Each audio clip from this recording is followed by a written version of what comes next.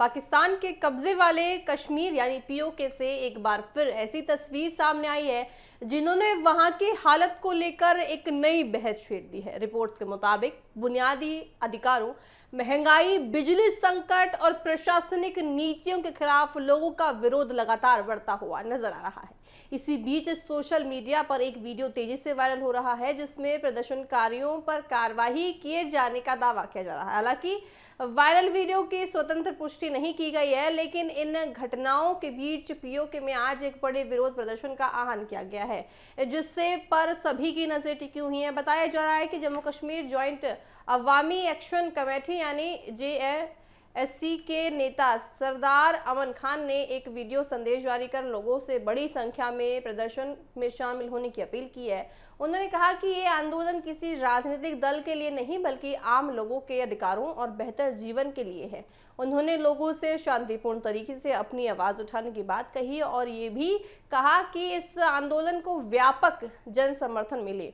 सबसे ज्यादा चर्चा उनकी उस अपील की हो रही है जिसमें उन्होंने भारत के नागरिकों और खास तौर पर श्रीनगर के लोगों से इस विरोध प्रदर्शन के समर्थन की बात कही है। ये बयान सामने आने के बाद राजनीतिक और रणनीतिक हलकों में पूरी तरह से चर्चा शुरू हो गई है, क्योंकि आमतौर पर पीओके के अंदर होने वाले आंदोलनों में इस तरह की सार्वजनिक अपील कम ही देखने को मिलती है। हालांकि भारत सरकार की ओर से इस अपील पर अभी तक कोई आधिकारिक प्रतिक्रिया सामने नहीं आई है। रिपोर्ट्स के अनुसार पिछले कुछ समय से पीओके में महंगाई, बिजली दरों से टैक्स और बुनियादी सुविधाओं की कमी को लेकर लोगों में नाराजगी बढ़ती हुई जा रही है।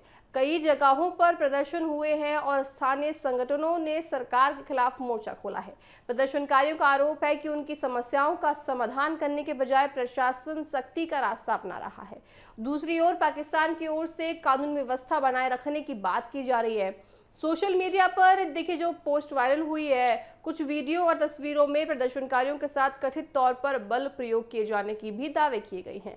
हालांकि इन वीडियो की स्वतंत्र पुष्टि नहीं हुई है। ऐसे मामलों में आपको बताएं कि सामने आने तक सावधानी बरतना बहुत जरूरी होता है। इसके बावजूद इन दावों ने पीओके के हालत को लेकर अंतर्राष्ट्रीय स्तर पर भी चर्चाएं तेज कर दी है। भारत लगातार ये कहता रहा है कि पाकिस्तान के कब्जे वाले कश्मीर में रहने वाले लोगों को लोकतांत्रिक अधिकार, विकास और बुनियादी सुविधाएं नहीं मिल पा रही हैं। भारत का आधिकारिक रुख रहा है कि पूरा जम्मू कश्मीर, जिसमें पीओके भी शामिल है, भारत का अभिन्न अंग है।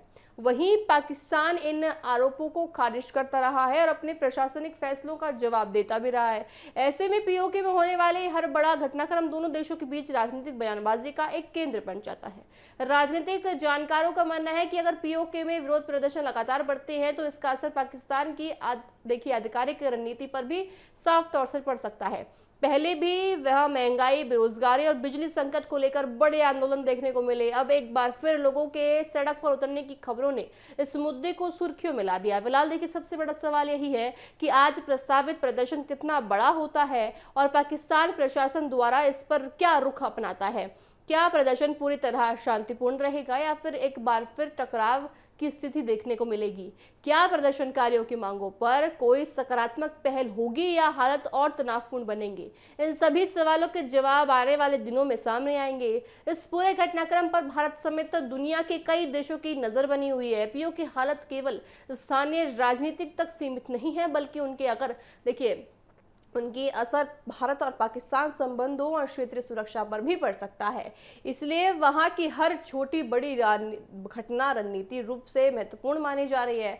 अब देखना ये होगा कि विरोध की आवाज कितनी दूर तक पहुंचती है और क्या उससे वहां के लोगों की मांगों पर कोई खासा असर पड़ता हुआ दिखता है या नहीं दिखता है।